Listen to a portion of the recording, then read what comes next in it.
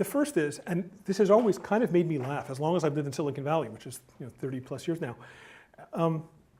Fortunately for the people who live around here, people who don't live around here, generally speaking, are scared to death to start the kinds of crazy companies that people who live around here start. They overestimate the true downside of blowing it. So let's go through the exercise. So you go ahead and you start a company and you give it your all and you work on it for 3 years and at that point you can probably tell whether there might be something there or not. And let's imagine there isn't and the thing just fails. Presumably you were somebody pretty smart and motivated, you got the thing funded, you managed to build a team, you managed to build a product.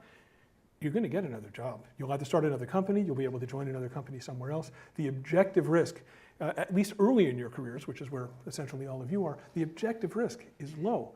The worst thing that'll happen to you is, okay, so you'll get another job. You're going to be reasonably paid while you're at that startup. You're going to learn a lot. The experience of trying to build a company and of trying to figure out how to make it fly will serve you whether that company flies high or not. So I think people vastly overestimate the true risk that they're taking. Now with that said,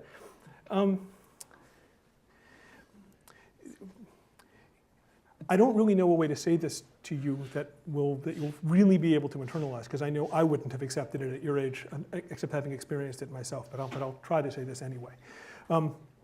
What I have found for myself in being willing really to take the plunge, really not to protect my own ego, really to think I'm going to bet it all, and if it fails, I'm going to feel terrible, is that I'm able to do things that I myself don't think I can do. What I found the first time I did that was that problems that I thought were too hard for me were nearer to my grasp than I thought, because the third of my effort that I was spending protecting myself, oh, what if this goes wrong? All that stewing about all the things that could go wrong. By taking that third of my effort and applying it to the problem, I was now 1.5 times as powerful as I would have been if I hadn't done that. And I found that it was like a superpower, that it ended up making me and my team, in whom I inculcated the same idea, it made us a more powerful engineering team than we thought we were. So I realized that unless you've done this, that might not resonate, but it certainly matches my own experience.